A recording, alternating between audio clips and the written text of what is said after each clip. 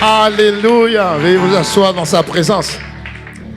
La Bible dit, je suis dans la joie quand on me dit, allons dans la maison du Seigneur. Dis-moi Amen. Des fois, on est trop coincé. Alléluia. Dieu dit, relax. Je te donne la paix. La paix que le monde ne peut pas te donner. Parce que je veux que tu sois heureux et joyeux. Alléluia. Notre Père est venu pour nous donner la joie. Et le fait de venir à l'église, tu viens recevoir une bonne nouvelle. Gospel, ça veut dire l'évangile, la bonne nouvelle. Alléluia. Donc même si tu étais venu un peu triste, la tristesse a déjà fui au nom de Jésus. La tristesse a dit non, chez lui là il fait trop chaud, il faut que je parte. Hein? La joie du Seigneur est sa force. Et je vois la joie du Seigneur sur ta vie au nom de Jésus. Amen. Acclame le Dieu, acclame le Seigneur. C'est l'église. L'église, c'est pas la routine. Voilà pourquoi je suis toujours heureux de vous retrouver. Amen. Et aujourd'hui, je vais vous parler de pourquoi et comment écouter la voix de Dieu te rend victorieux. Pourquoi écouter? Pourquoi et comment écouter, le fait d'écouter la voix de Dieu te rend victorieux. Pourquoi et comment? Dis pourquoi et comment. Qui veut avoir une vie de victoire? Alléluia. Voilà.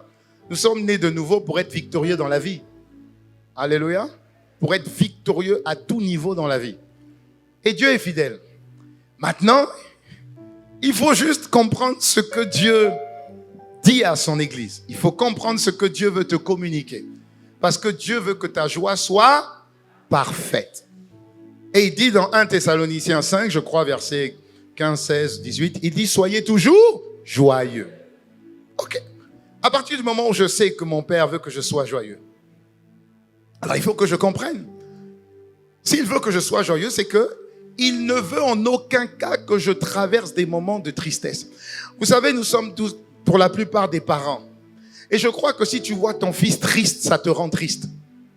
Parce que le rôle d'un parent, je le crois, c'est de rendre heureux ses enfants. Et donc les parents travaillent dur pour que leurs enfants soient heureux. Dites-moi Amen. Voilà. Et il dit, méchants comme vous êtes, vous savez faire de bonnes choses à vos enfants. À combien plus forte raison moi? Si nous voulons rendre nos enfants heureux et nous faisons tout pour que nos enfants soient heureux, à combien plus forte raison le Dieu puissant, créateur de l'univers, du ciel et de la terre? Et vous allez vous rendre compte que depuis le début de l'année, en réalité, Dieu nous parle toujours de la même chose. Depuis le début de l'année.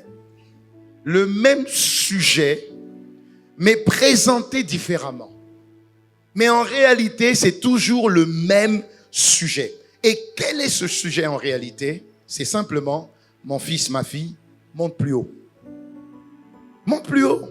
Pourquoi monte plus haut? Parce que le monde va mal. Tout le monde le sait. Peu importe que tu sois en Chine, aux États-Unis, en Afrique, peu importe où tu es.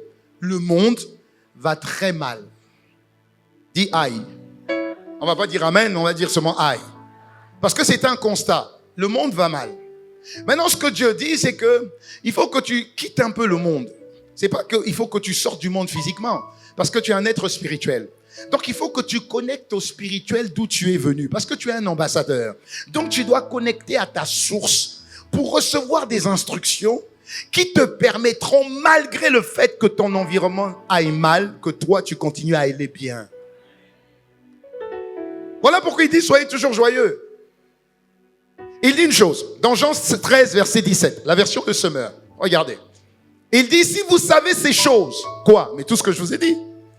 Si vous savez ces choses, alors vous êtes heureux. Et Dieu veut notre bonheur. Je le répète, Dieu veut notre bonheur. Il veut notre bonheur. Si vous savez ces choses, vous êtes heureux. Et mon but, c'est que vous soyez heureux, à condition que vous les pratiquiez. À condition que vous les pratiquiez. Pourquoi Dieu nous dit ça? Parce que le monde va très mal. Alors, je suis allé faire une recherche et je suis tombé sur une étude, un rapport de l'ONU, l'Organisation des Nations Unies, le Bureau des Nations Unies, qui a fait une enquête sur l'état du monde aujourd'hui. C'est sorti en début de semaine. Donc c'est tout frais. Et je vais juste le lire mot pour mot. On va l'afficher, on va le lire mot pour mot. Et regardez ce qui a été dit. Alors je vais commencer un peu plus haut. Et si tu peux, tu commences un peu plus haut. C'est vrai que je t'ai dit, essaye de commencer un peu plus haut. Depuis une décennie, si tu peux. Si tu peux pas, c'est pas grave, je lis le début et après, tu recolles à celui-là. Alors, depuis une décennie, je lis le rapport mot pour mot.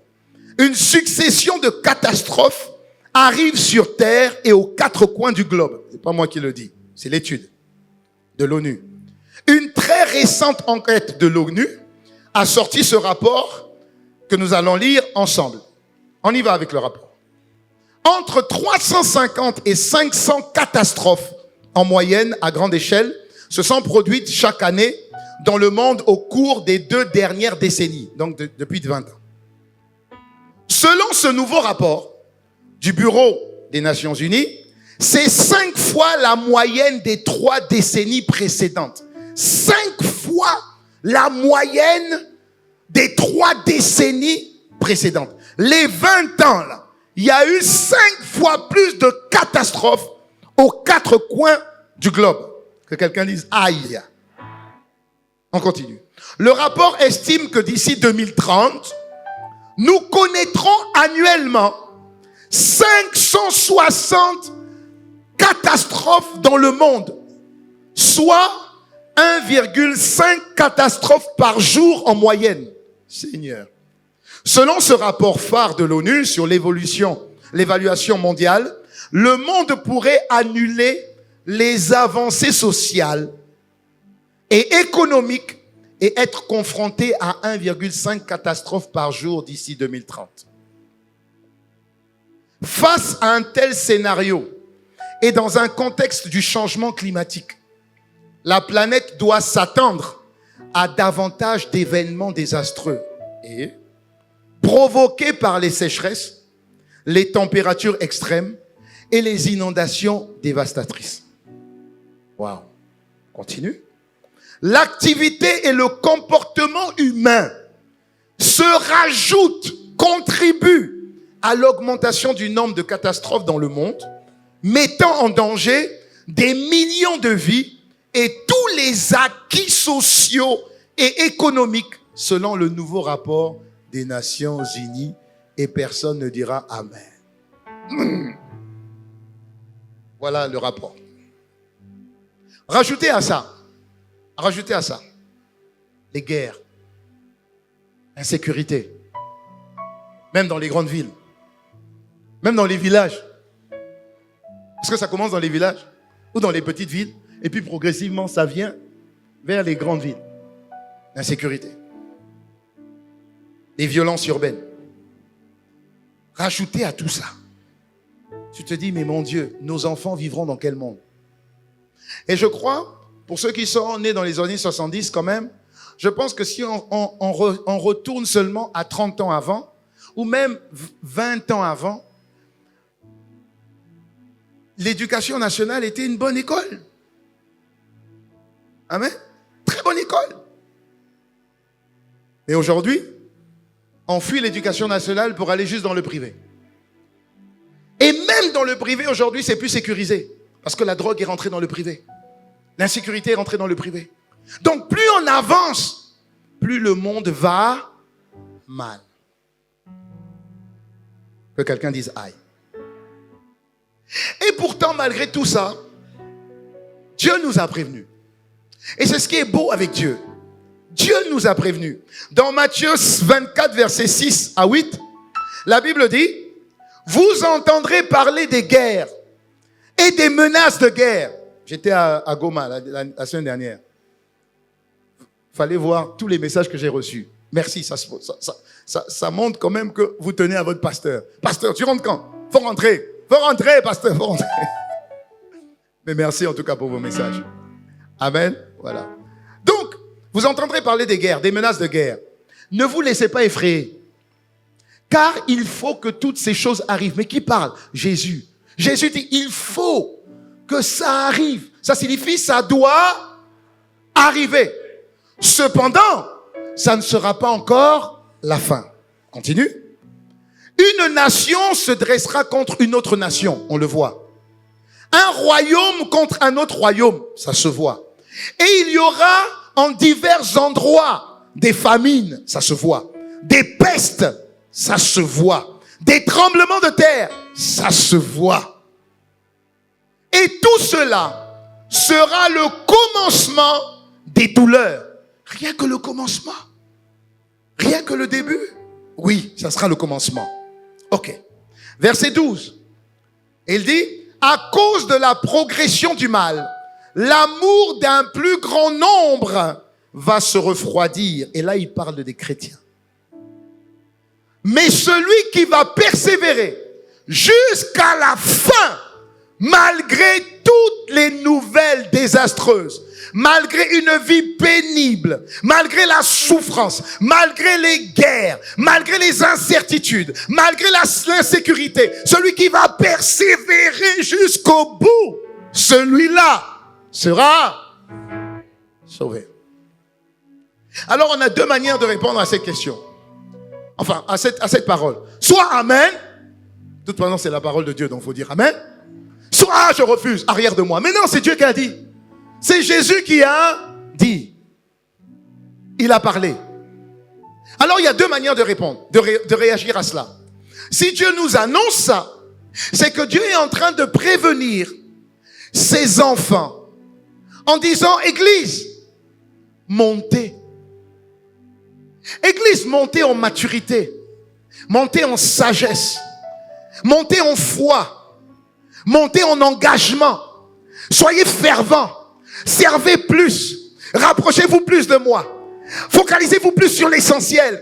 Pourquoi? Il y a une progression du mal. Si le mal progresse, mes enfants, vous devez aussi progresser. Ça signifie monter plus haut. Aller d'une rencontre avec moi à une rencontre plus profonde. Aller de gloire en gloire. Ne vous arrêtez pas à la gloire d'hier. La gloire d'hier, c'est hier. J'ai une gloire d'hier, j'ai une gloire aujourd'hui et je vous attends à la gloire de demain. Donc montez plus haut. Parce que si vous ne montez pas, vous serez engloutis. Parce que le mal progresse.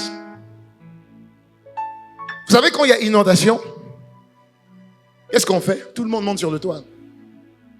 Quand il y a inondation, tout le monde, pour fuir l'inondation, monte le plus haut possible. Le mal progresse. Quelle est la voie? En haut. Il n'y a pas d'autre voie. Il n'y a pas d'autres options. La seule option, la seule voie, c'est que tu montes plus haut à la montagne de la rencontre de Dieu. Et donne-moi un bon. Tout le titre de mon message ce matin, c'est pourquoi et comment écouter la voix de Dieu et pour qui te rendra victorieux. Parce que si Dieu nous annonce quelque chose, c'est qu'il est en train de dire que peu importe ce qui va arriver, j'ai fait de toi un victorieux et tu vas vaincre. Alléluia. Regardez ce que la Bible dit. Il dit en tout cela, nous sommes plus que vainqueurs par celui qui nous a. En tout ça, peu importe tout ce qui arrive, sachez que vous êtes plus que vainqueurs par Christ qui vous a aimé. Vous êtes et vous demeurez plus que vainqueurs. Maintenant, je voudrais développer un peu en vous expliquant le pourquoi il est nécessaire de monter. Parce que la Bible ici, dans le livre de Matthieu 26, nous explique que tous les maux qui vont arriver ont pour but de développer en nous l'anxiété. Ça veut dire la peur ou les inquiétudes. Parce que tout le monde veut mettre ses enfants dans les meilleures conditions, dites-moi amen. Mais le monde dit que ça ira mal. Alors tu te dis, mais mon Dieu, où est-ce que je vais mettre mes enfants? Mais mon Dieu, comment seront mes petits-enfants? Dans quel monde ils seront? Et Jésus qui a tout prévu dit, écoute, tout ce qui arrive, ce sont les ruses du diable. Le diable veut faire susciter en toi l'anxiété, ça veut dire la peur, ou encore les inquiétudes, parce qu'il sait que si l'inquiétude frappe à la porte de ton cœur et que tu ouvres la porte de ton cœur à l'inquiétude, il a gagné. L'inquiétude signifie que ta confiance en Dieu est réduite, que ta foi en Dieu est réduite, que ce que Dieu a dit, est-ce qu'il va vraiment l'exécuter? Et le diable sait que si tu t'inquiètes, tu vas douter. Et le diable sait que si tu doutes, même Dieu n'accomplira pas ce qu'il t'a promis. Donc le but de tout ce qui arrive, c'est que le diable frappe à la porte de ton cœur pour que tu te mettes à douter, pour que tu te mettes à t'inquiéter, pour que tu te mettes à avoir peur. Pourtant, Dieu dit, si ce n'est moi qui bâtis la maison, ceux qui la bâtissent en vain, travaillent en vain. Si ce n'est moi qui veille, qui garde la ville, ceux qui la gardent veillent en vain. Ça veut dire, laissez-moi garder, laissez-moi bâtir. Et tant que je garde, et tant que je bâtis, 1000 tomberont à ma gauche, 10 000 à ta droite, tu ne seras jamais atteint. Dis-moi amen. Mais il faut le savoir. Il faut le savoir. Sinon, aujourd'hui, c'est anormal si tu ne t'inquiètes pas. C'est anormal. Les gens vont te trouver bizarre. C'est devenu anormal. C'est devenu normal et commun de s'inquiéter. Si tu ne t'inquiètes pas, tu es anormal. Donc le monde te pousse à te mouler. Alors que Romains 12, verset 2 dit, mais ne vous conformez pas au siècle présent. Ne prenez pas les habitudes de ce monde, mais laissez-vous transformer par le Saint-Esprit dans votre intelligence, afin que vous puissiez discerner. Soyez transformés, bongwana. Soyez transformés, bongwana, c'est ça, non? C'est bongwana. Voilà. Soyez transformés par le renouvellement de l'intelligence, afin que vous discerniez quelle est la volonté de Dieu. Est-ce que c'est bon? Est-ce que c'est agréable? Est-ce que c'est parfait? Ça veut dire qu'au milieu des difficultés, au milieu des souffrances et des tribulations, au lieu de paniquer, non, discerne. Si Dieu permet pour un but, et tout concourt au bien de ceux qui font confiance à Dieu, ceux qui aiment Dieu. Donc discerne, même dans le malheur, réfléchis, discerne.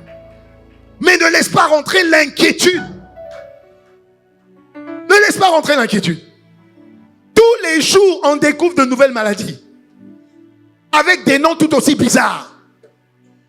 Ça, c'est quelle maladie encore? Ça, c'est quelle maladie encore? Et à la fin, tu sors de là totalement démoralisé. L'enfant que Dieu t'a donné, tu te rends compte qu'il a une maladie. Et cette maladie, c'est 1 sur 100 000. Et ça tombe seulement sur ton enfant. Mais quelle est cette bénédiction? Et forcément, tu te mets à douter.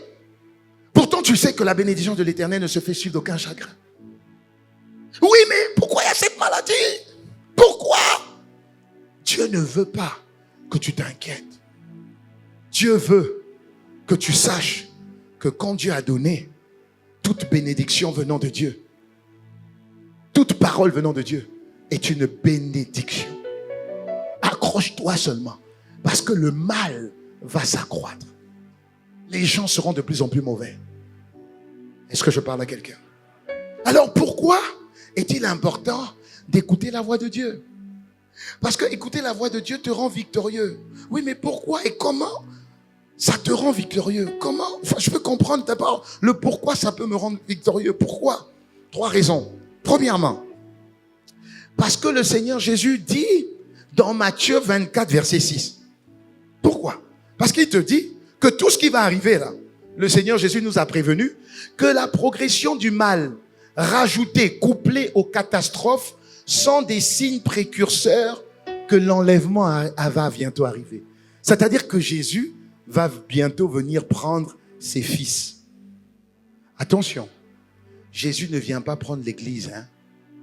Jésus vient prendre ses fils ou encore son épouse. Ça signifie que l'enlèvement, c'est pas la fin. Il a dit, quand ces catastrophes vont arriver, ce ne sont que les douleurs, le début. Pour une femme qui était enceinte au début, comme on a eu notre premier enfant, moi je connaissais pas c'était quoi les douleurs de l'enfantement. Et donc, quand ma femme commençait à avoir les douleurs, moi je trouve c'était beau. Donc je prenais des photos. Oui, parce que je trouvais ça magnifique. Je dis, c'est ça les douleurs. Chérie, donc c'est comment? C'était le début.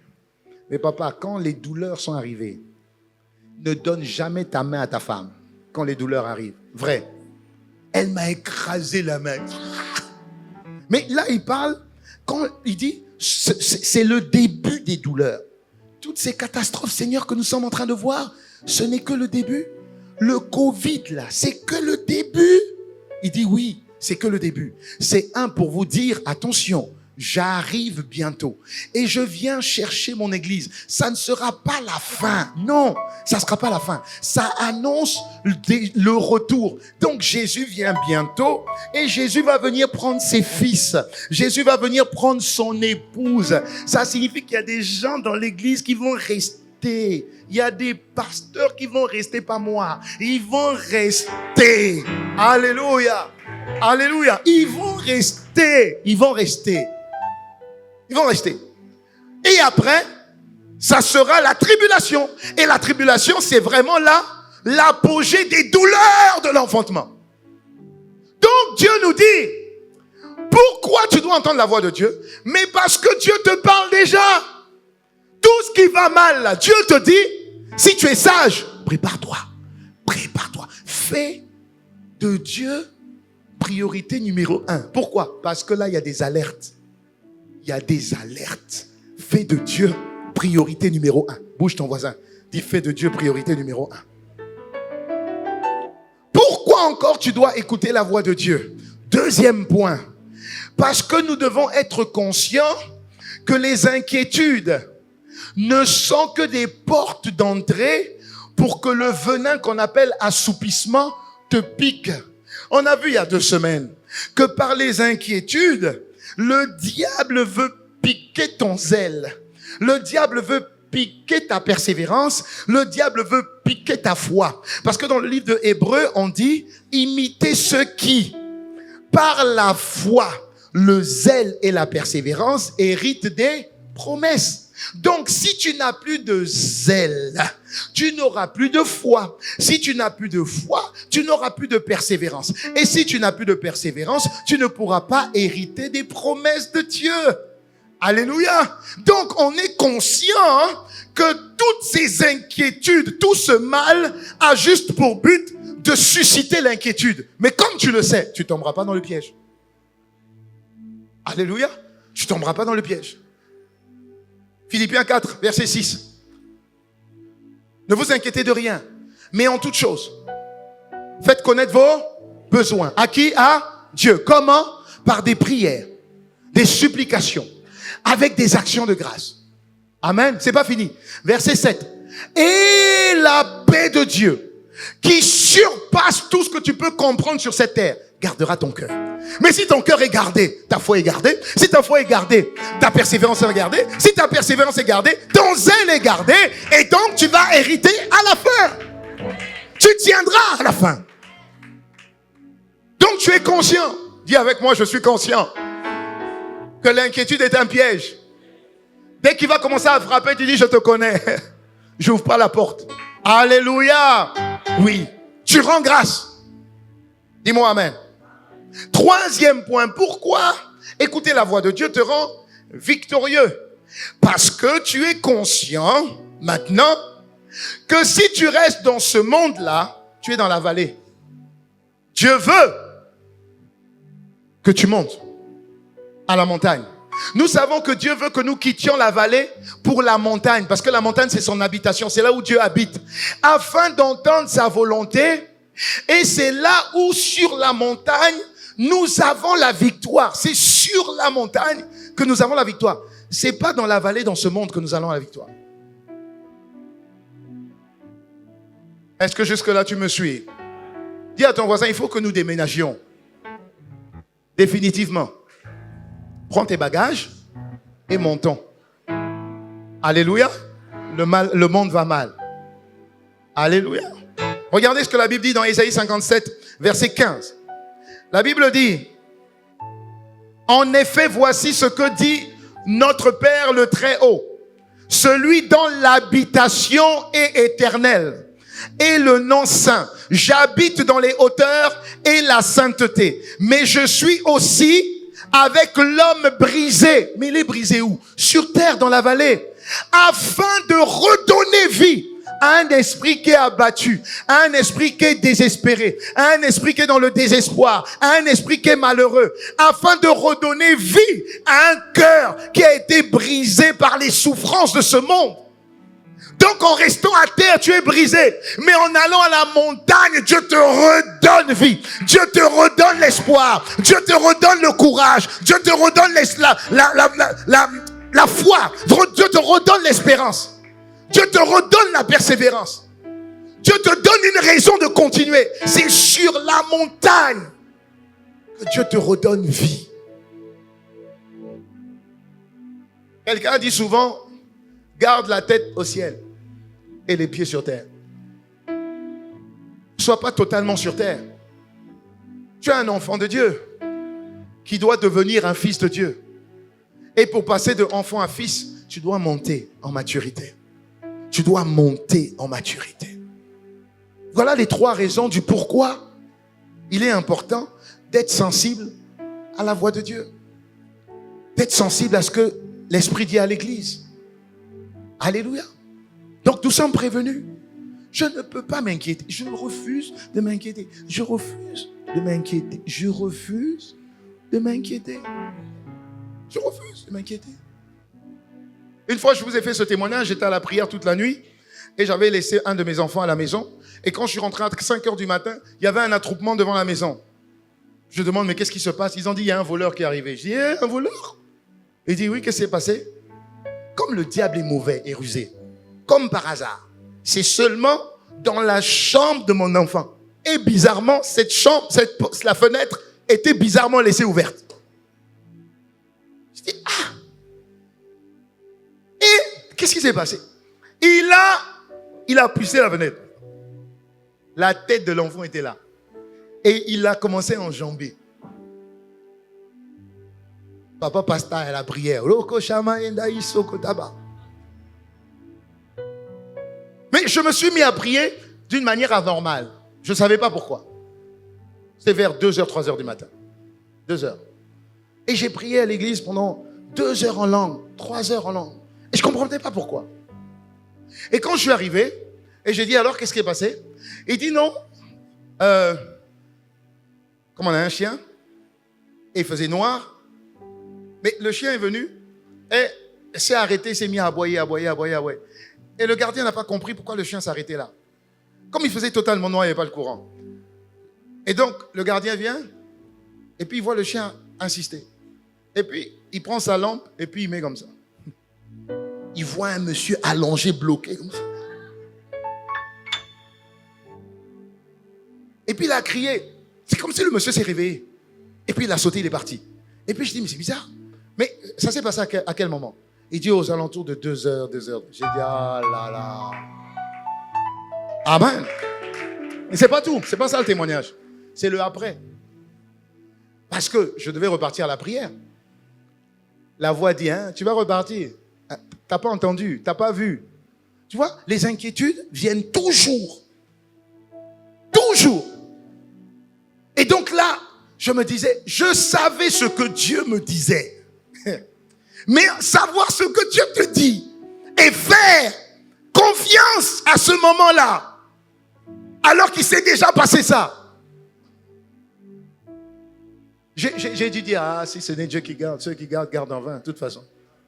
Je vais rester avec mes enfants combien de fois? 24 heures sur 24, 7 jours sur 7. Tu vas faire quoi? J'ai dit, papa, Dieu garde. Dieu veille. Je suis reparti à la prière. Alléluia. Je suis reparti à la prière. Donc, il y aura toujours cette inquiétude qui va venir frapper à la porte de ton cœur. Mais encore fallait-il que tu aies eu l'habitude de monter à la montagne. Donc, quelqu'un dira, ok, je sais maintenant pourquoi il est important d'écouter la voix de Dieu. Maintenant, comment je dois écouter la voix? Comment je dois écouter? Parce que pour écouter la voix, il faut monter. Monter pour le rencontrer. Et le rencontrer pour l'écouter. Est-ce que tu me suis jusque-là? Amen. Donc maintenant, comment comment je dois monter, comment je dois rencontrer pour écouter Dieu, comment concrètement je le fais. Je vais te donner 3 pistes. La première piste, c'est que tu dois, en élevant par le Saint-Esprit, ton niveau de prière et de supplication. Dis à ton voisin, élève ton niveau de prière et de supplication. Alléluia. Dis encore à l'autre voisin, élève ton niveau de prière et de supplication. Ok. La Bible dit dans Ephésiens 6, verset 18, faites en tout temps par l'Esprit, toutes sortes de prières et de... Faites toutes sortes de prières et de supplications. Faites-le par l'Esprit. Parce que c'est l'Esprit qui doit t'emmener à une autre dimension de l'exercice qu'on appelle prière. Maintenant, j'en viens à ceci. Tu pries depuis un certain moment d'une certaine manière. Dieu te dit, maintenant, change de niveau.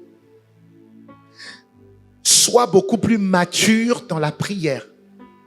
La prière d'un enfant de 10 ans ne sera pas la même que la prière d'un enfant qui a 20 ans. Ça ne sera pas la même d'un enfant qui en a 30 dans le Seigneur. Donc, ton niveau de maturité ou de révélation de la prière et de la supplication doit changer. Est-ce que je parle à quelqu'un? Jésus a dit, mais vous demandez et il vous sera donné, parce que je veux que votre joie soit parfaite. Très bien. Jésus a dit encore, demandez et l'on vous donnera. Cherchez, niveau supérieur, et vous trouverez. Frappez, niveau supérieur, et la porte sera ouverte. Donc Dieu est en train de dire, c'est bien de prier, demander, mais sachez qu'il y a un niveau cherché et il y a un niveau frappé. Donc dans le domaine de la supplication, il faut augmenter ton niveau de prière. Est-ce que je parle à quelqu'un? Le monde va mal. Comme le monde va mal et le mal remplit notre environnement, où que nous soyons au travail, les gens sont mauvais. Dans nos maisons, nos familles, nos frères et nos sœurs, tout ça c'est la jalousie. Les gens sont mauvais. Partout où tu vas, tu sens l'odeur du mal. Tu sens le venin du mal partout où tu vas. Dieu te dit, la seule solution, c'est que quand tu pries, augmente aussi ton niveau. Comment tu dois le faire? Prie par l'Esprit et prie en esprit. Parce que tout doit se faire sur la base du Saint-Esprit. Donc, prier en esprit, c'est quoi? Maroshate, kata yerosh tamaata, rokestama andozia, rokata, mande kesuta, ita yarostoma andozia, 30 minutes, mate kata, rokostama andozia, 45 minutes, te karostama, rokesia rostama andazi, me kata yarostama a, roke c'est 1 heure, me taido kastama andazi. Mais pourquoi tu fais ça? Pourquoi tu dois faire ça? Pourquoi tu dois faire ça? 1 Corinthiens 14, verset 2, la Bible dit, en effet, celui qui parle en langue ne parle pas aux hommes, mais il parle à Dieu.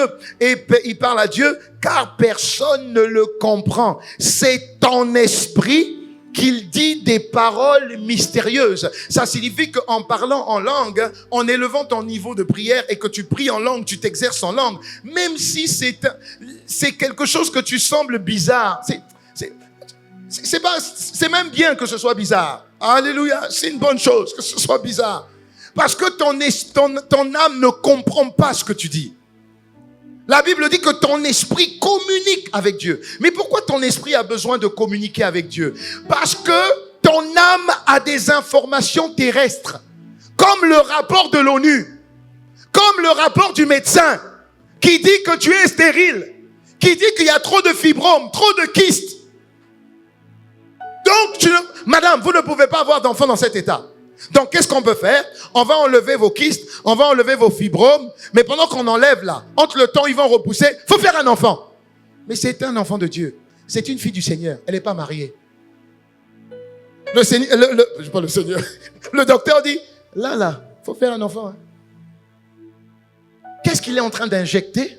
Qu'est-ce que le diable veut injecter dans la fille de l'homme, dans la fille du Seigneur? dans l'enfant de Dieu. Va injecter quoi? Sincèrement. Et là, bizarrement, le diable va t'envoyer un troubadour, beau garçon, qui tient la Bible à l'envers. Mais il veut juste t'impressionner. Et toi, tu vas dire, ah, peut-être c'est lui. Et tout concourt au bien de ceux qui aiment Dieu. Tu n'as même pas le temps de discerner. Est-ce que c'est le bon? Est-ce que c'est l'agréable selon Dieu? Ou est-ce que c'est vraiment l'homme parfait pour moi? Tu n'as pas le temps. Le temps presse. Parce qu'on a dit, vous avez 3 mois, madame, avant que ça repousse. Qu'est-ce que tu fais?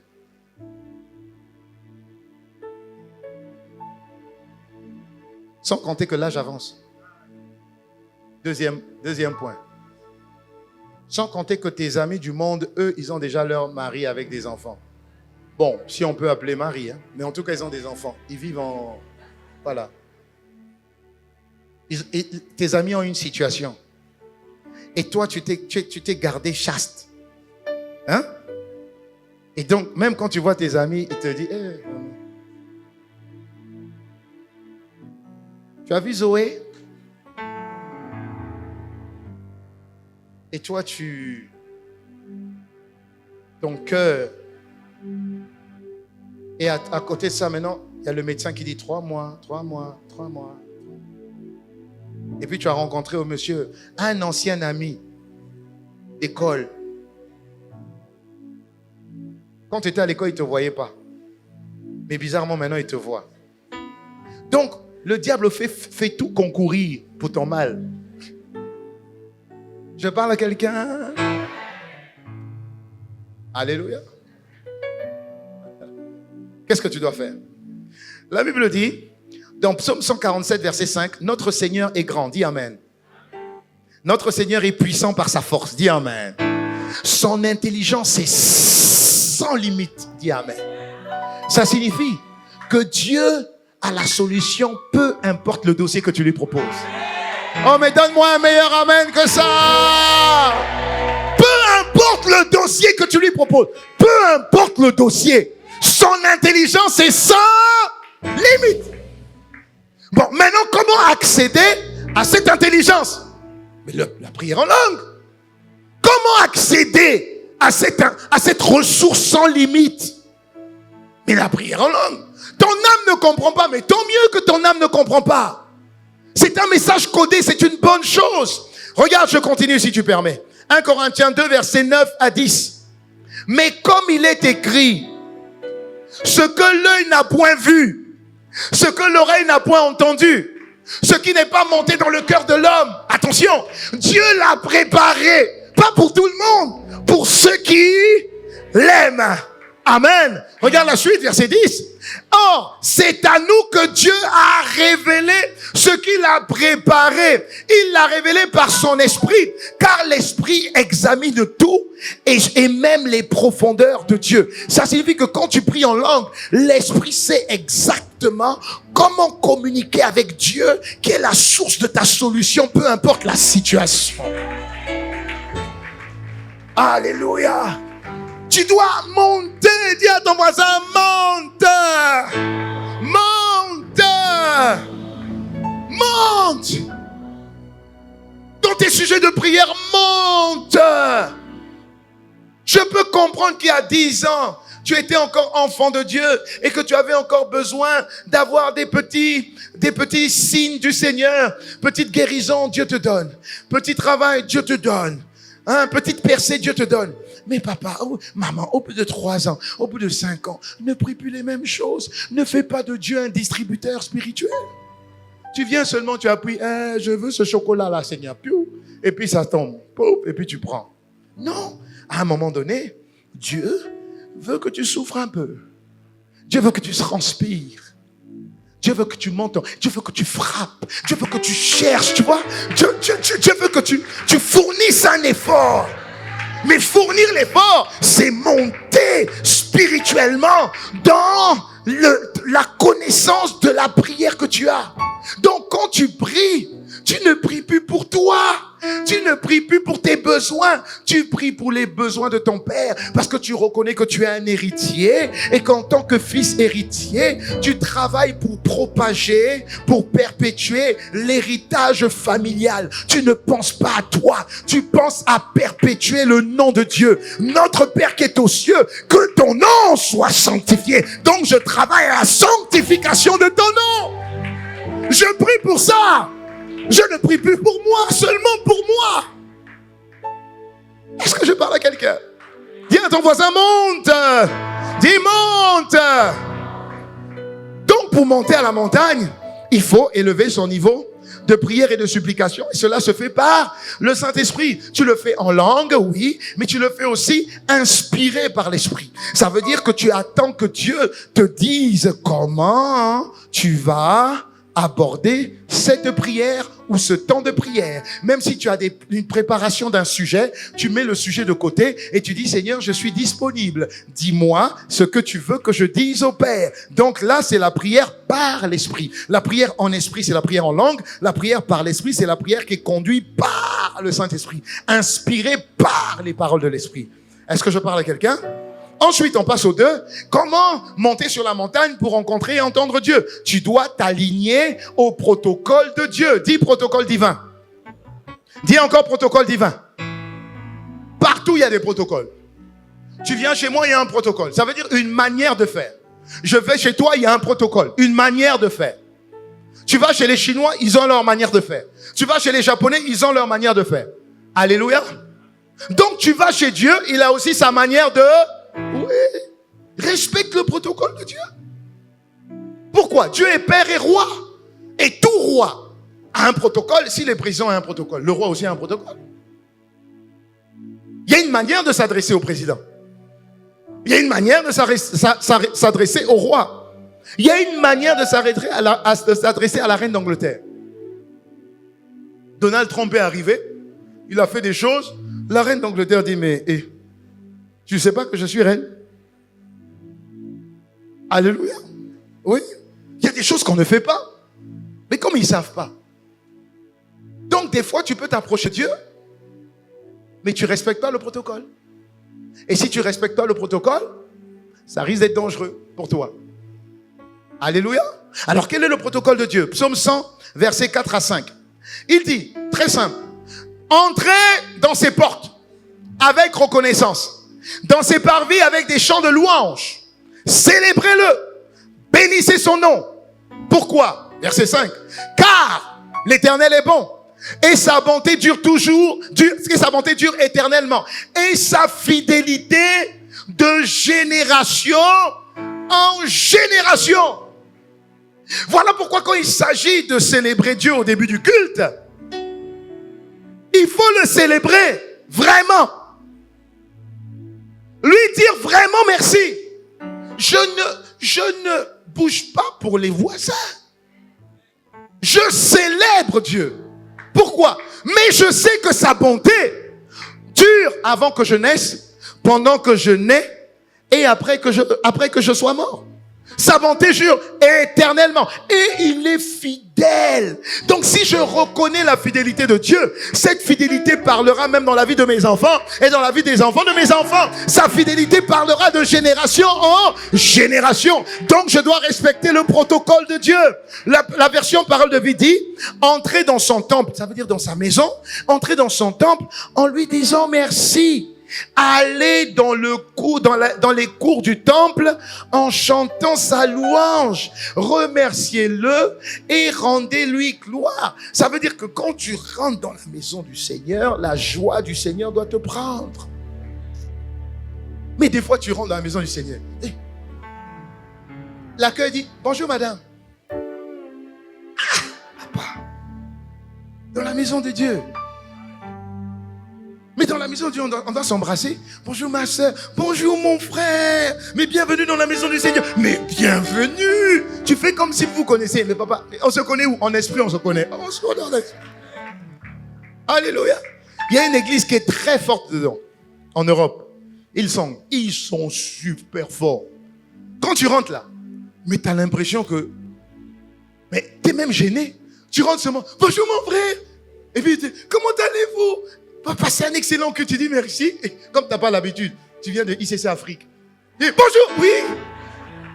Bonjour. Et tu dis, mais ils ont vu quoi? Alléluia. Mais je prie que cet esprit se répande sur nous.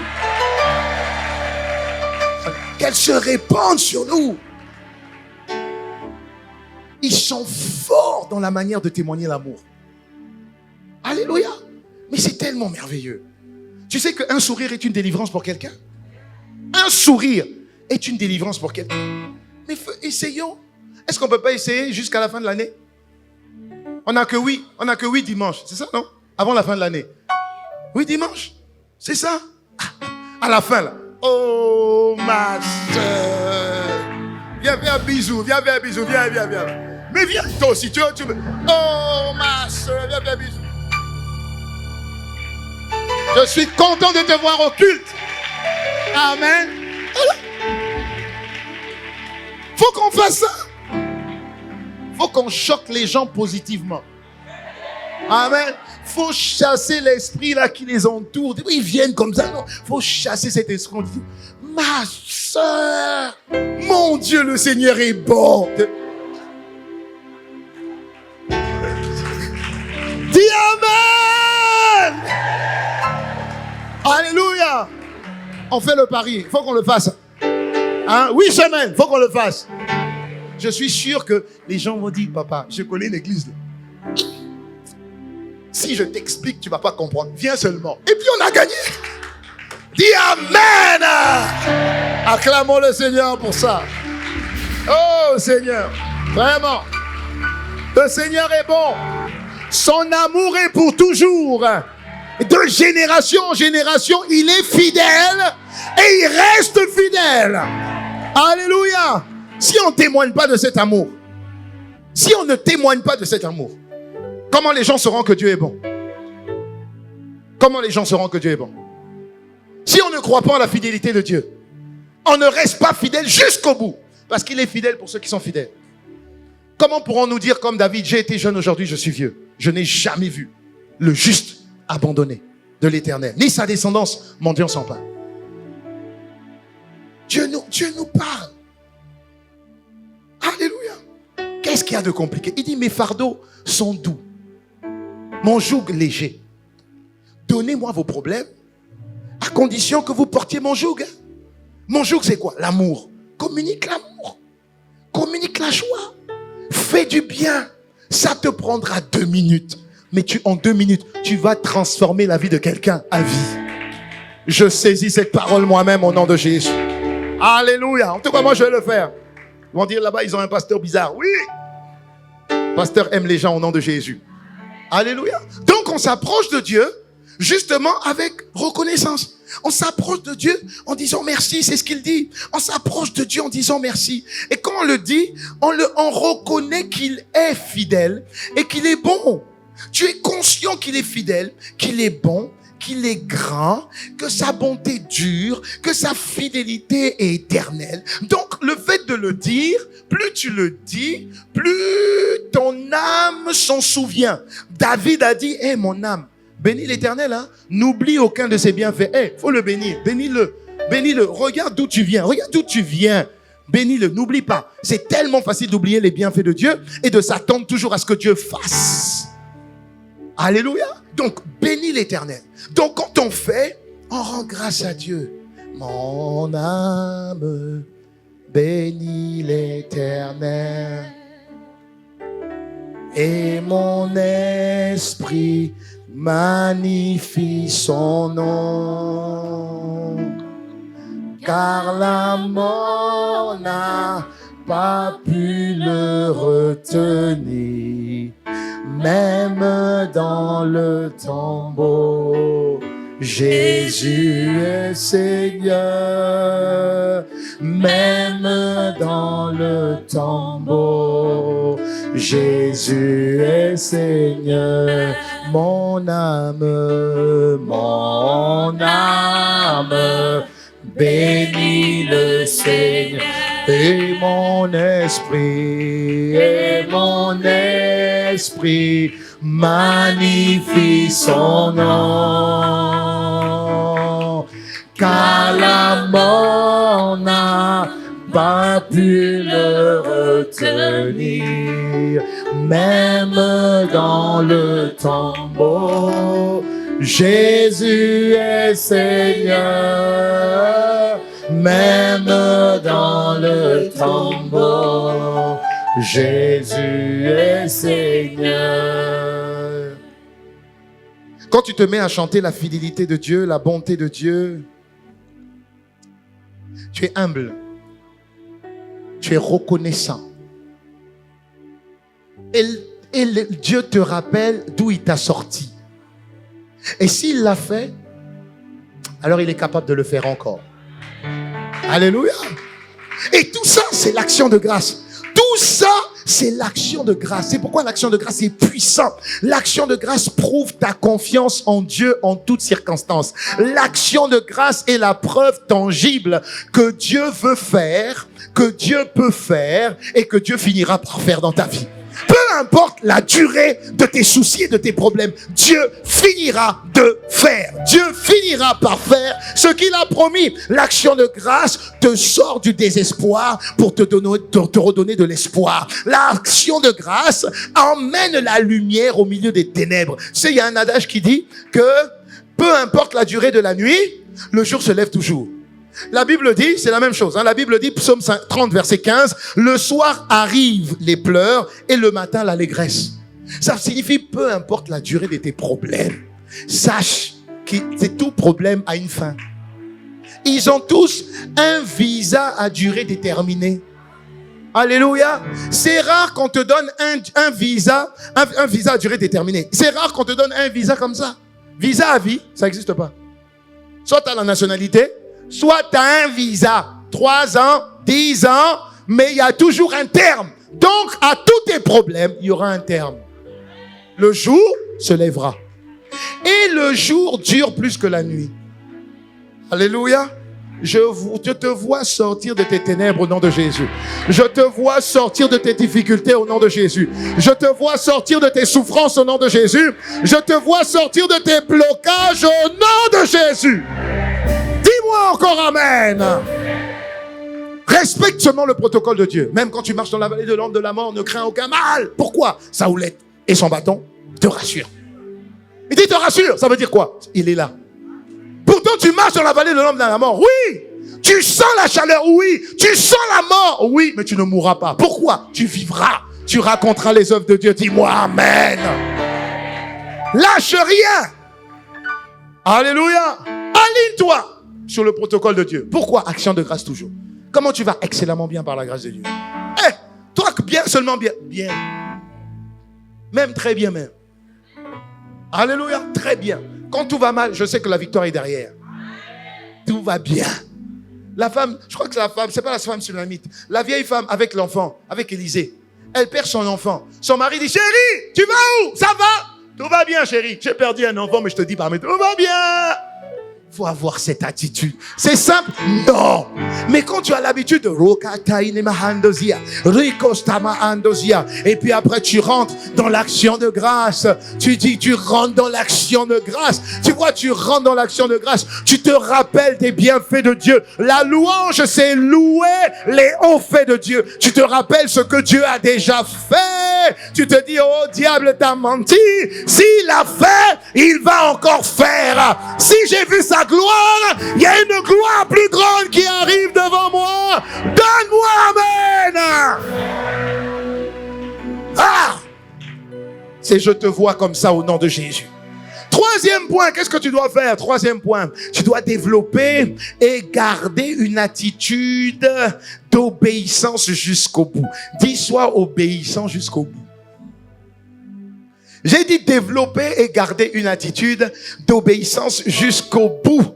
La Bible dit donc gardez, mais laisse un petit peu plus longtemps pour que on ait le temps de quand même noter.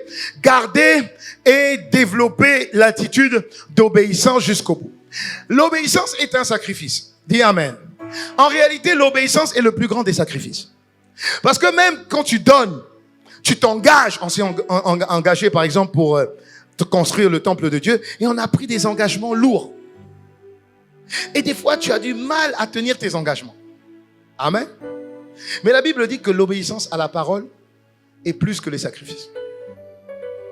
Ça veut dire que ce que Dieu attend de toi, c'est que tu sois prêt à obéir. Donc, l'esprit ici, l'idée ici que je veux développer, c'est quand tu pries, élève ton niveau de prière. Quand tu respectes le protocole et que tu rentres dans la présence de Dieu, tu sais que Dieu va te parler. Il faut que ton cœur soit déjà prêt à obéir à ce qu'il va te dire. Peu importe ce qu'il va te dire. Parce qu'on a des fois la fâcheuse habitude d'aller entendre Dieu, et quand Dieu nous parle, on dit, ah non, ça là, non, Seigneur, là tu exagères, toi aussi. Non! Parce que quand tu vas là, il faut que tu sois disposé à obéir. C'est pas une question que tu vas maintenant évaluer en fonction de ce que Dieu te dit. Non! Avant même que je monte, je me prépare déjà à un sacrifice d'obéissance. Parce que tout ce que Dieu te dira va toujours impliquer un sacrifice. Dieu ne te donnera jamais quelque chose qui soit simple. Dis-moi amen. Abraham attend 25 ans. Et après on lui dit, maintenant on va sacrifier Isaac. Il dit, hein? Et je comprends pourquoi il n'a pas parlé à Sarah. Sarah aurait dit, tu n'as pas entendu Dieu, tu as menti. Quel est le Dieu qui te fait attendre 25 ans pour que le cadeau de 25 ans, tu le sacrifies? C'est faux. Tu n'as pas entendu. Tu exagères avec tes histoires de prière. Tu exagères. Ça, c'est quel Dieu? Si Dieu t'a parlé, il n'a qu'à me parler aussi. Voilà. Il n'a qu'à me parler. Pourquoi? Parce que ça paraît complètement faux. Ton fils, encore. Sarah aurait dit, donc Ismaël là. Donc pour Ismaël, on n'a rien dit quoi. C'est seulement Isaac. T'as menti. T'as menti. Vous comprenez? Oui. Et non, il dit rien. Il prend son fils. Et puis il monte. Et puis on dit, tu vas où? Il dit, je vais adorer. Hein? Il dit, oui, je vais adorer Dieu. Donc il considérait que son sacrifice serait une adoration. Waouh! Mais quel niveau! Il est allé où? Il est monté. Quand il s'est mis à monter, il a dit à ses serviteurs, restez ici. Parce que je vais à un niveau que vous n'allez pas supporter. Vous risquez de m'empêcher d'obéir. Donc il y a des niveaux. Vous n'êtes pas prêts. Restez ici. Moi et l'offrande, je monte. Je monte. Et mon offrande sera une adoration. Une adoration. Adoration par rapport à ce que Dieu est. Et Dieu est pourvoyeur. C'est ça l'adoration. Dieu est. La louange, Dieu fait. L'adoration, Dieu est. Et quand il monte pour adorer, il confirme ça à son fils. Son fils dit, mais papa, tu as dit qu'on va donner le sacrifice à Dieu. Mais où est l'offrande?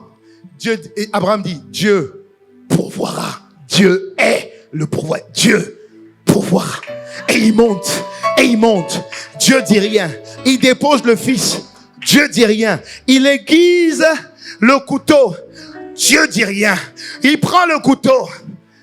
Dieu dit rien. Il dit, bon, Seigneur. Ça, c'est moi qui rajoute. Dieu dit rien. Je vais y aller. Dieu dit rien. Seigneur, à 3, à la 1, à la 2, à la 2,50, à la 2,6, à la 2,7. Dieu dit rien. Il dit, bon, Dieu a donné. Dieu a. Que le nom du Seigneur soit. Quand il arrive là, Dieu dit, stop! Maintenant, je sais.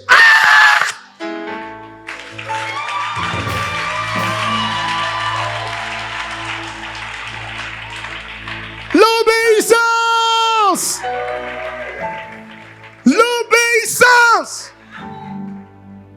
Alléluia! Maintenant, je sais. Mais Seigneur, tu sondes les cœurs et les reins, non?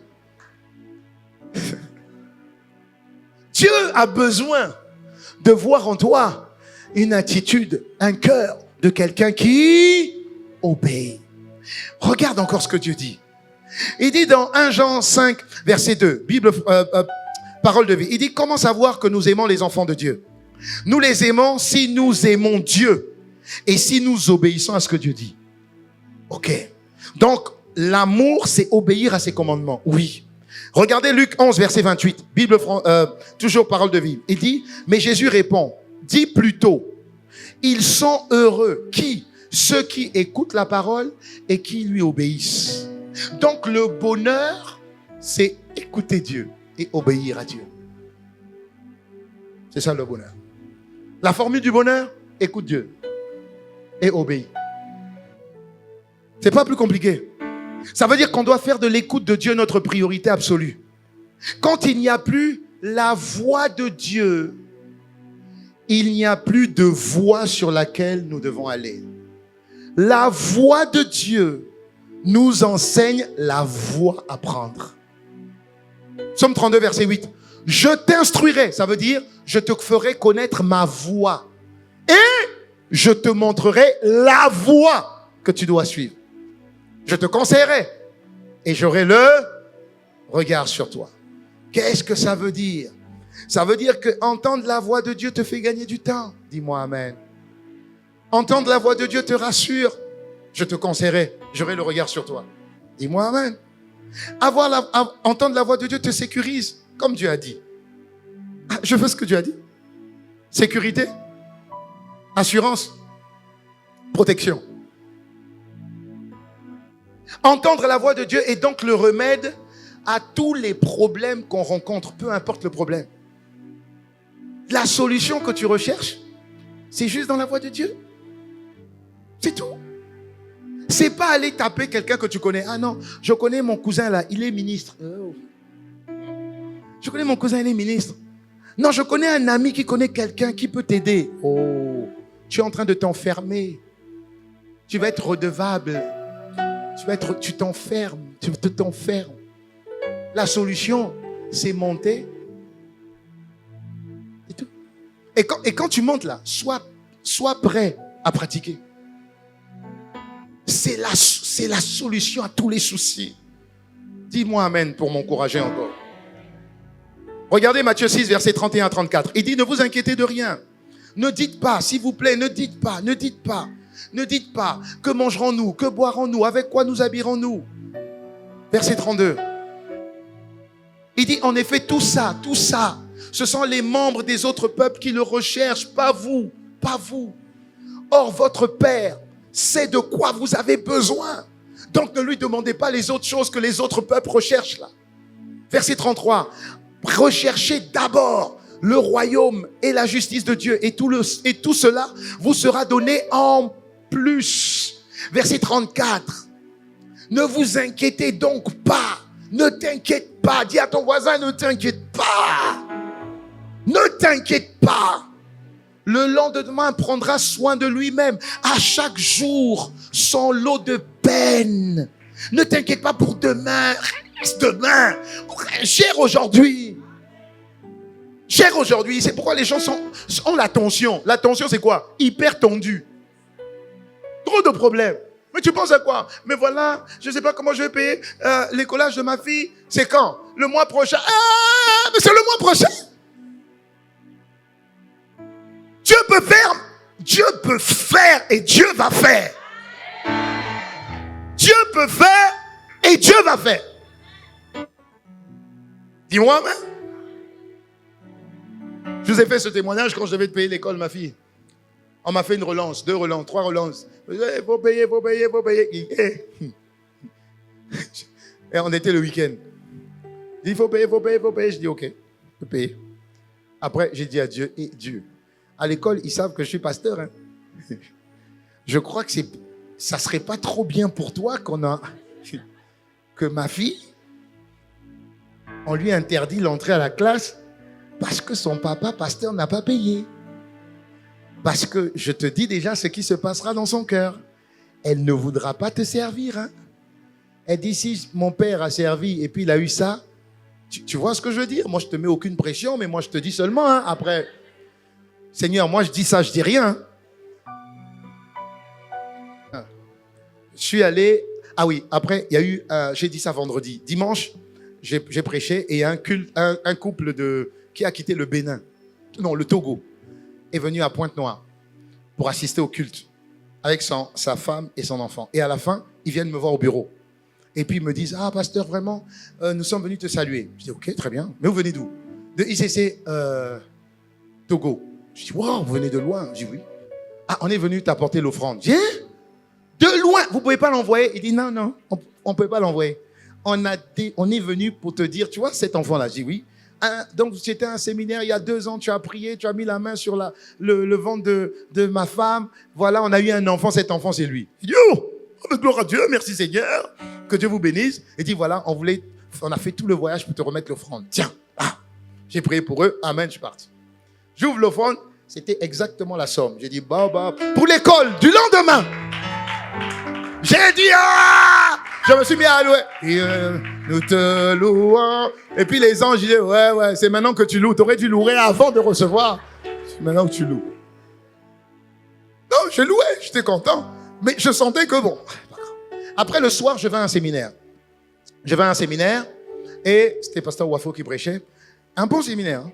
Et j'étais assis parce que bon, dans certaines églises, vous savez, on met les fauteuils des pasteurs ici, là. Donc moi, on m'a mis là. J'étais là, juste en face. Et puis le pasteur était en train de prêcher. Et puis il prêchait. Et puis, son message était puissant. C'était sur les finances. Et puis il dit, je te parle, il faut que tu sèmes. Ce que tu as là, sème-le. Moi j'étais là, j'ai dit, papa, vous parlez à d'autres personnes, pas à moi. Papa, débrouillez-vous. C'est pas moi. Moi, je sais que j'ai reçu mon enveloppe et puis c'est par hasard que j'ai quitté l'église pour venir directement. Sinon, je serais rentré à la maison. J'aurais rien. Mais, voilà. Et j'entends l'esprit qui me dit, tu as une offrande. J'ai dit laquelle? Il dit ça. J'ai dit jamais. J'ai dit ça, c'est pas Dieu qui parle. Jamais. Et comme Dieu est bon, le pasteur priait comme ça. Le pasteur prêchait. Il dit, vous voyez, vous vous imaginez, vous êtes homme de Dieu. Hein? Et puis, admettons que votre enfant ne peut pas payer l'école. J'étais là, je dis, c'est pas de moi dont on parle. Il a décrit exactement ma situation. Il a insisté.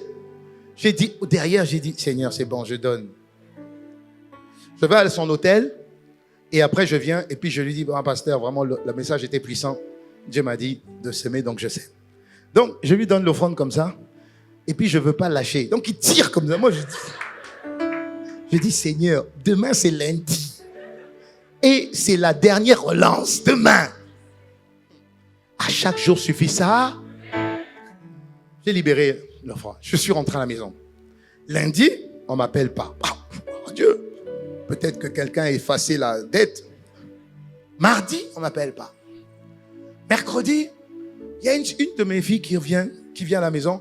Elle dit, bonjour pasteur, bonjour papa, ça va? Je dis oui. Je dis, hier, le Seigneur m'a réveillé et le Seigneur m'a dit que j'avais un compte à l'époque quand je travaillais à l'étranger. J'avais un compte. Il m'a dit de vider le compte et de te le donner. Tiens, voilà. J'ai dit, j'ai prié. J'ai prié pour elle. Elle est partie. 1 heure après, 2 heures après. Une autre personne vient. Un de mes pasteurs. Voilà, le testament de mon père s'est réglé, mais à une vitesse incroyable. Dieu m'a mis à cœur. Tiens, ta part. Voilà. J'ai dit, cette affaire-là, c'est comme ça. J'ai reçu. 3e, une personne vient. Dieu m'a dit, tiens, c'était multiplié. C'est-à-dire que, mais reçois seulement la grâce, là. Dis amen, je reçois. Dis amen, je reçois. Qu'est-ce que je suis en train de te dire? Je suis en train de te dire une chose importante. Quand Dieu dit cherche d'abord le royaume et la justice c'est quoi? La justice c'est la loi de Dieu. C'est comment Dieu veut qu'on marche. C'est ça la loi. La loi du pays et la réglementation qui permet à tous les Congolais de pouvoir vivre ensemble. Donc, il y a une loi, il y a une constitution. Dis-moi amen. Donc, la justice de Dieu, c'est la loi de Dieu. Mais Dieu dit une chose, dans Matthieu 6, verset 33, il dit une chose. Il dit, cherchez d'abord le royaume, et le royaume, c'est le Saint-Esprit. Et ensuite, obéissez à la loi. Jésus est en train de te dire que tu ne peux pas obéir à la loi sans l'esprit. Tu ne peux pas appliquer, marcher dans la voie de Dieu sans entendre la voix de Dieu. Donc l'esprit te montre comment mettre en pratique la loi. Ah, je savais qu'il fallait semer. Oui, mais je ne savais pas où il fallait semer pour déclencher cette semence en abondance, cette moisson en abondance.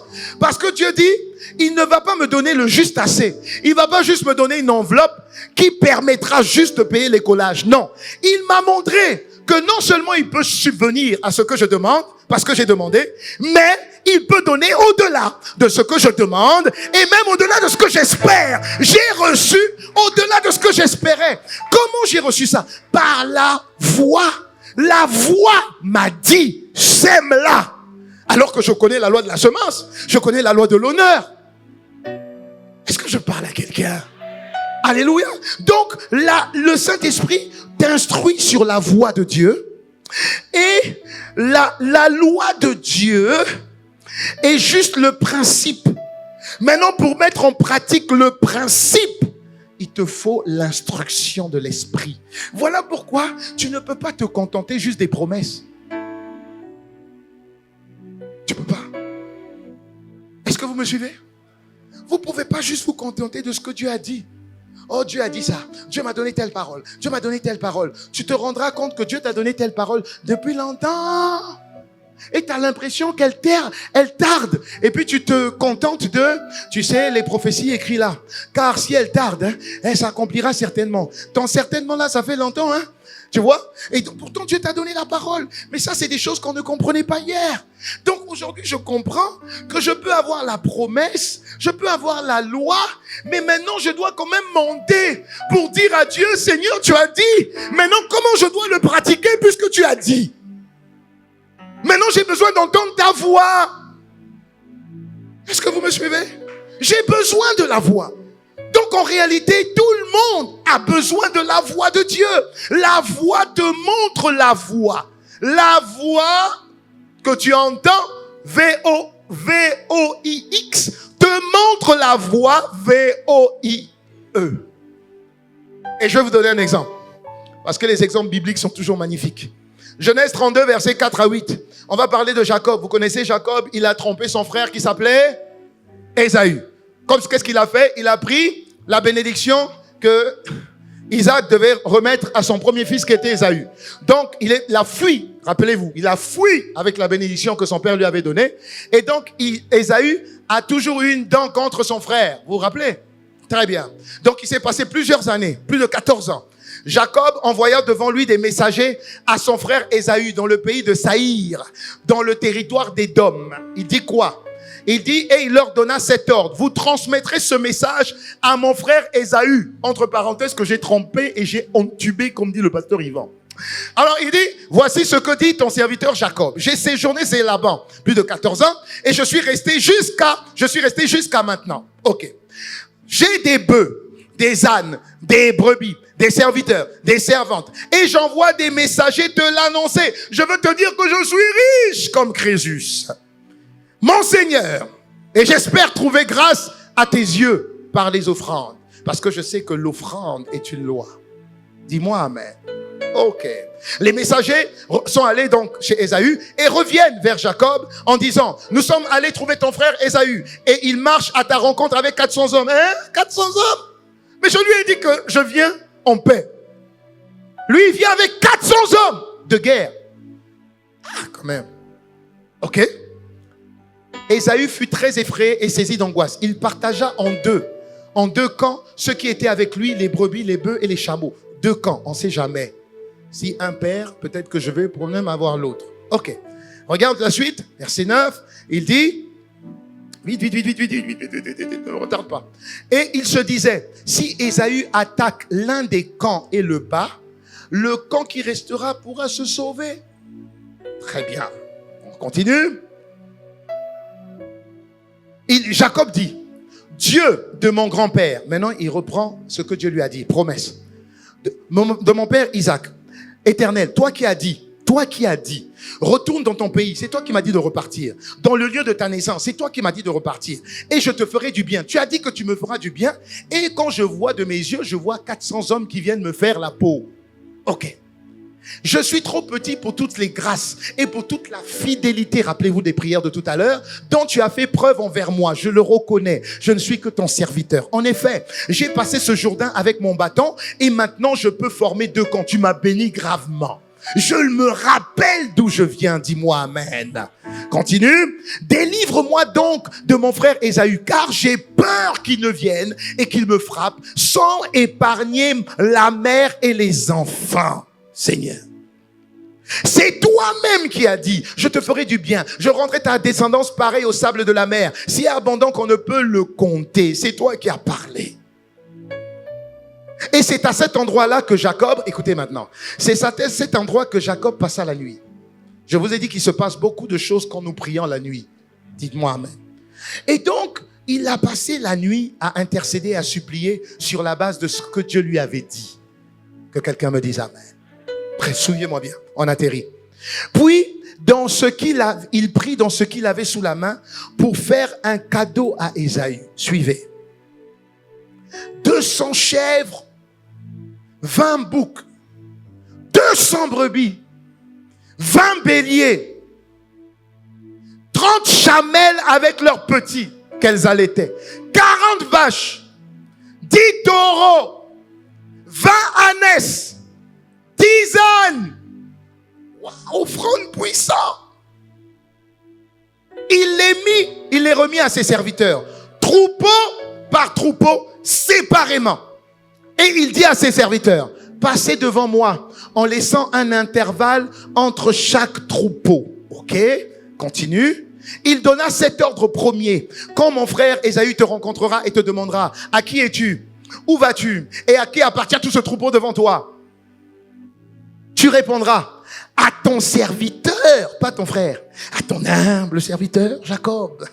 C'est un cadeau qu'il envoie au Seigneur que tu es. Il n'est que serviteur et toi tu es Seigneur. Le voici qui vient lui-même derrière nous. Ah bon? Ok. Il donna le même ordre au deuxième. Il donna le même ordre au troisième. Et à tous ceux qui suivaient le troupeau. C'est ce message, dis message, que vous transmettrez à mon Seigneur Ésaü quand vous le rencontrerez. Dis-moi amen. Ok. On continue? On continue? Vous annoncerez aussi, ton serviteur Jacob vient derrière nous. Et il se disait en effet, je l'apaiserai par ce cadeau qui me précède. Tu vois, il y a la loi de l'offrande et il y a comment tu mets en pratique cette loi. Amen. La loi de l'offrande, elle est là. Maintenant, comment tu la mets en pratique, il faut monter pour recevoir le comment. Il dit, ensuite je le verrai en face et peut-être m'accueillera-t-il favorablement. Dis-moi amen. On va au verset 22. Le cadeau passa devant lui et resta cette nuit-là. Il resta dans le camp. On va au verset 25 directement. Jacob resta seul. C'est alors qu'un homme lutta avec lui jusqu'au lever de l'aurore.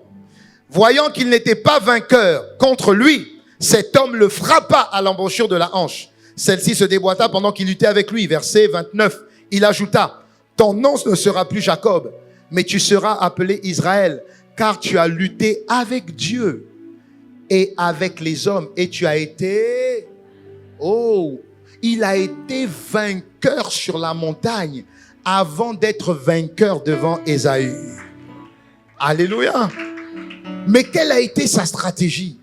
D'aller entendre le message que Dieu lui a donné. Dieu lui a sûrement dit, ok, pour ton frère Ésaü, très bien, mets la loi de l'honneur, mais mets-la comme ça, comme ça, comme ça, comme ça et comme ça.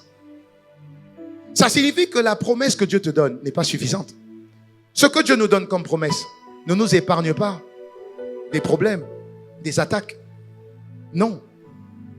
Dieu nous donne la promesse, sa loi, mais on doit monter pour entendre comment mettre en pratique cette loi. Je peux donner, je peux avoir à cœur de faire une offrande. Mais il faut que je monte pour que Dieu me dise, Seigneur, comment je la mets en pratique? Est-ce que je parle à quelqu'un? Est-ce que je parle à quelqu'un? Je vais vous donner un deuxième exemple. Les chants, préparez-vous. Vous connaissez l'histoire de Moïse? Amen. Moïse était appelé l'ami de Dieu. Dans Exode 17, verset 6, la Bible nous dit que Moïse, tu te tiendras devant moi sur le rocher d'Horeb et tu frapperas le rocher. Dis avec moi, frappe le rocher.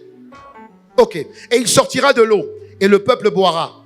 Moïse agit ainsi sous les yeux des anciens d'Israël. Bravo Moïse. On acclame le Seigneur pour Moïse. Bravo. Il s'est tenu sur la montagne devant Dieu. Amen. Ok. Maintenant on avance un peu. On va à Nombre 20 verset 7. L'Éternel dit à Moïse, prends le bâton, convoque l'assemblée, ainsi que toi et ton frère. Vous parlerez au rocher en leur présence. Et il donnera encore de l'eau. Ok. Ok. Tu feras sortir de l'eau pour eux du rocher et tu feras boire l'assemblée et leur bétail. Verset 9. Moïse prit le bâton qui se trouvait devant l'Éternel comme l'Éternel le lui avait ordonné. Verset 10. Moïse et Aaron convoquèrent l'assemblée en face du rocher et Moïse leur dit, écoutez donc rebelles. Ah bon? Dieu t'a dit ça?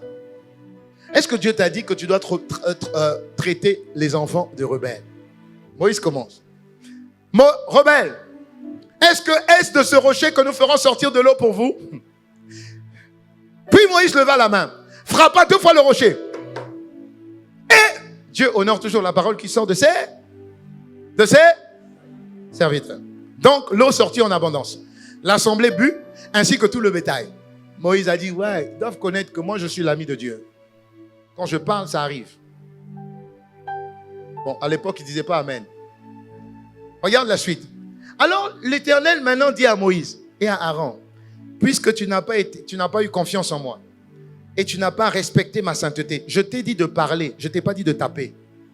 La première fois, je t'ai dit de taper. Si je te dis la première fois tape et la deuxième fois parle, ça veut dire la première fois tape et la deuxième fois parle. Donc, tu penses que tu es arrivé.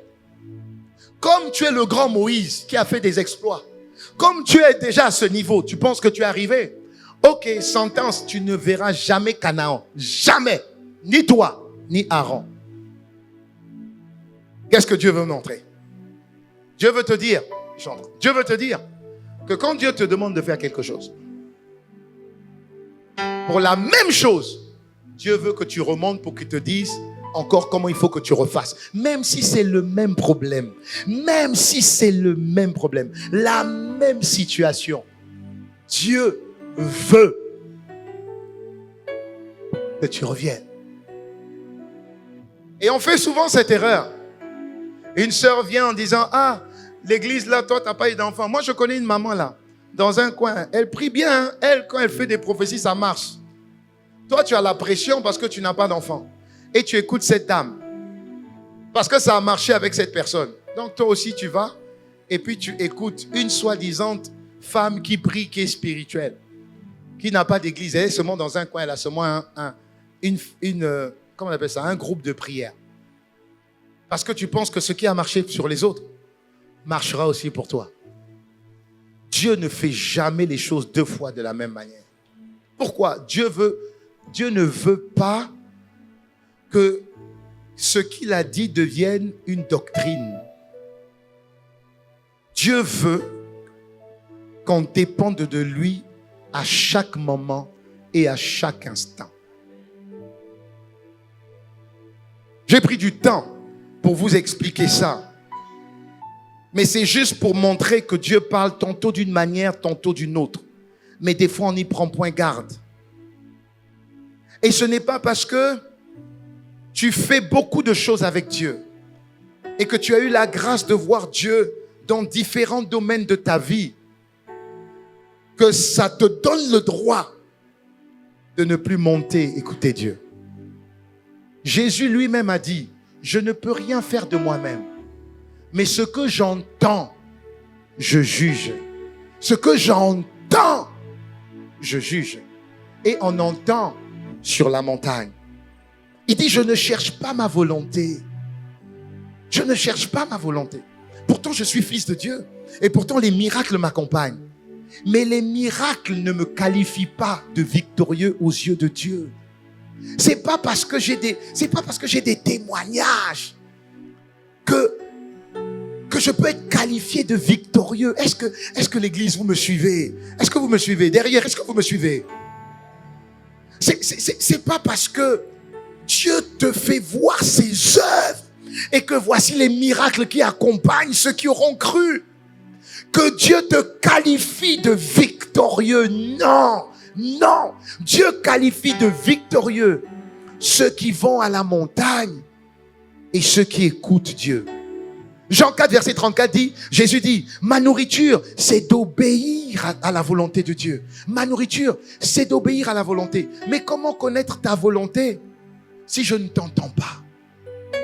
Comment connaître ta volonté si je ne te laisse pas l'opportunité de me parler? Mais Dieu nous veut du bien. Nous sommes à la fin de l'année quasiment. La plupart vont rentrer dans des séries de prières. Pourquoi? Parce que il y a un vent comme ça qui dit que toute la fin de l'année, il y a les esprits de mort qui se lèvent. Et donc on va prier par peur. Mais le diable n'est pas stupide quand même. Donc comme il sait qu'en fin d'année, les églises prient pour chasser l'esprit de mort et d'incidents et d'accidents, mais le diable, à mon avis, doit mettre en congé en fin d'année tous ces démons. Allez vous reposer. Vous reprenez le boulot le 1er janvier. Voilà pourquoi on arrive en feu à la fin de l'année parce qu'on a prié. Et le mois de janvier, le 15 du mois, tu n'as plus d'argent. Tu te mets à souffrir. Le diable n'est pas stupide. Hein? Non, on fait comme Dieu. Si Dieu a dit, priez de cette manière, on prie de cette manière. Si Dieu a dit, jeûnez, on jeûne de cette manière.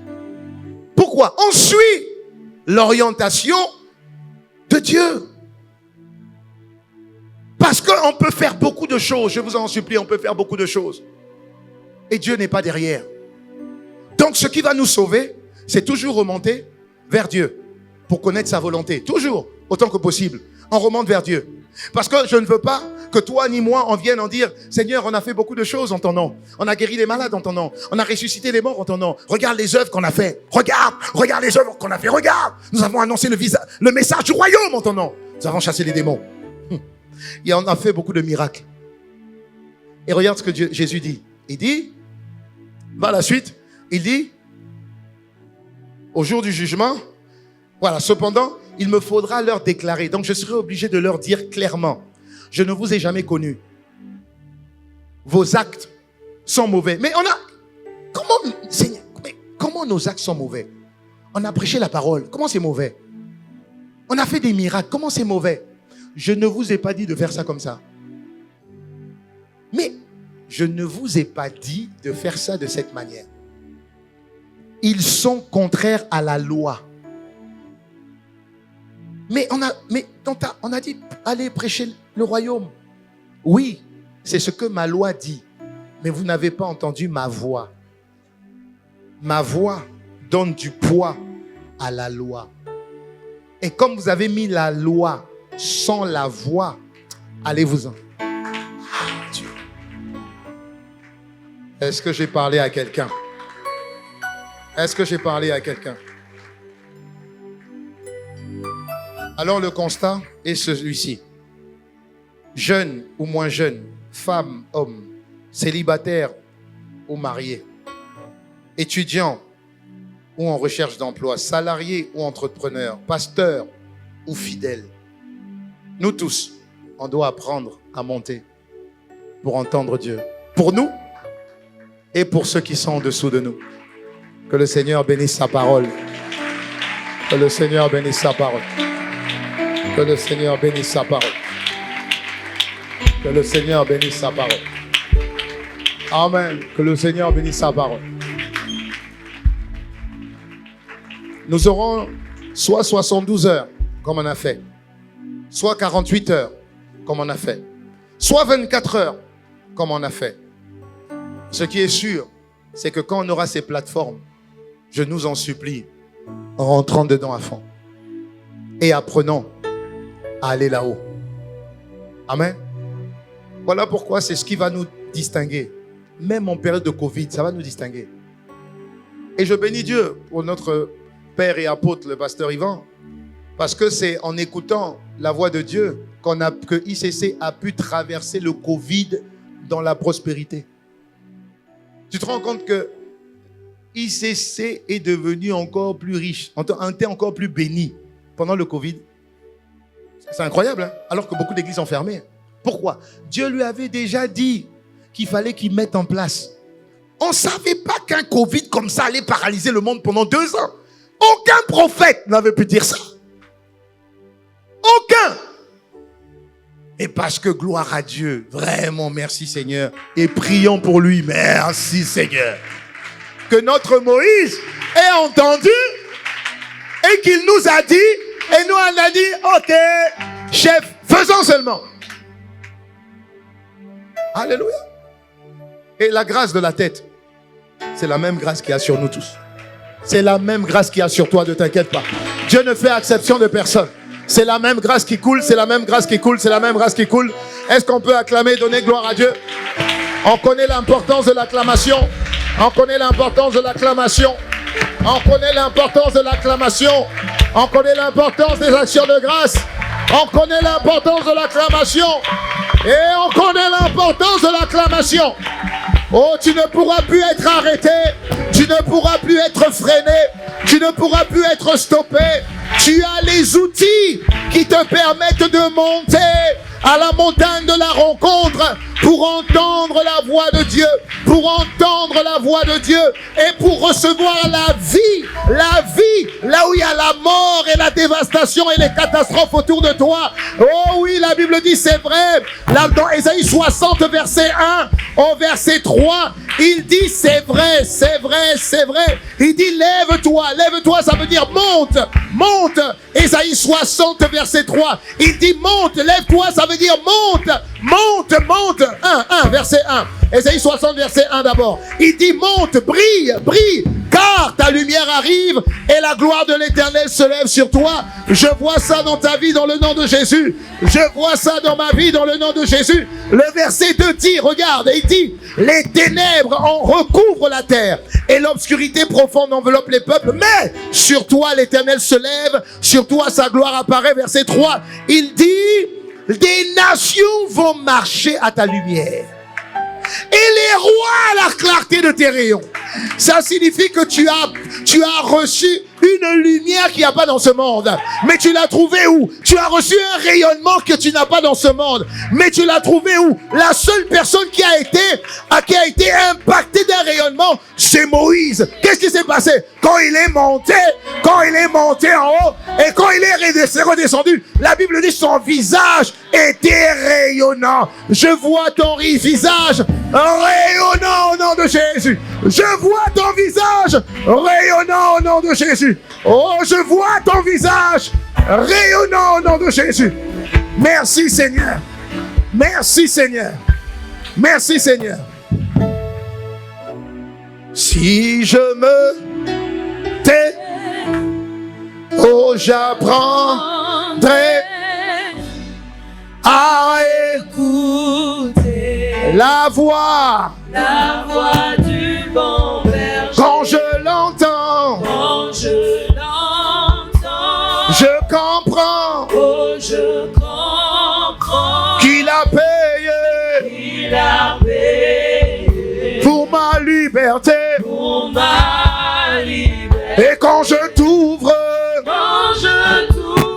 mon cœur, je te vois, Seigneur. Quand je t'ouvre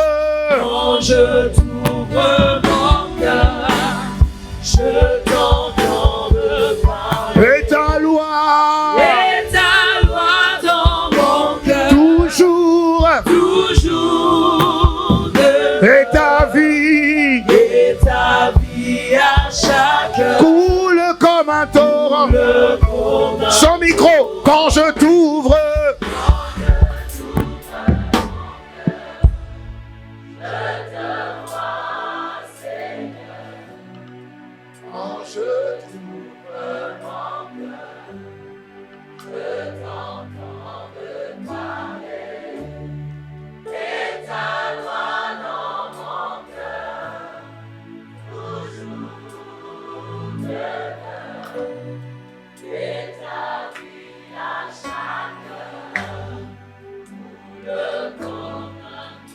Quand je t'ouvre,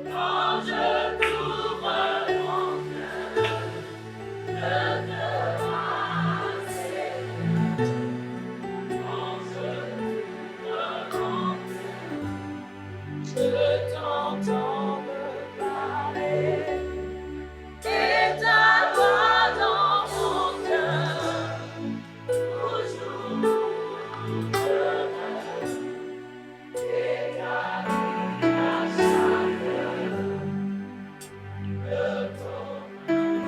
et ta vie à chacun. et ta vie à chacun. Et ta vie coule. Et ta vie Et ta vie à chacun coule comme un torrent. Amen. Merci Seigneur. Merci Seigneur. Merci Seigneur. Dis avec moi, Seigneur Père, je suis disponible, disposé à monter plus haut. Merci d'avoir pris le temps de décortiquer ce message. Il fallait que je comprenne l'importance de ne pas rester dans la vallée. On perd dans la vallée. On est perdant dans la vallée. Tu as fait de moi un vainqueur. Ma couronne de victoire s'obtient sur la montagne pour écouter Dieu et obéir à Dieu. Merci pour ce que tu as fait. Merci. Élève la voix et dis merci avec tes propres mots. Merci Seigneur. Merci Seigneur. Merci Seigneur. Merci Seigneur. Merci Seigneur. Oh, je prie que ça soit gravé sur les tables de nos cœurs. Je prie. Je prie,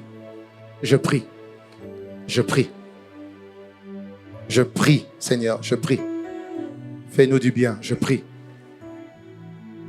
Merci.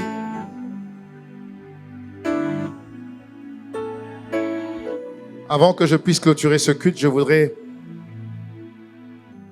inviter une personne à recevoir Jésus dans son cœur. Sans Jésus dans ton cœur, tu ne peux même pas monter. Tu ne trouveras même pas la montagne. Jésus est la condition pour que non seulement il te montre la montagne et que son esprit te fasse monter avec lui. Alors tu as la possibilité de recevoir Jésus et de te réconcilier avec Jésus ce matin. C'est très simple. Mets juste ta main droite sur ton cœur pendant que tout le monde est focalisé à dire merci. Mets juste ta main droite sur ton cœur et lève ta main gauche. La main droite sur ton cœur signifie Seigneur, je veux que tu habites dans mon cœur.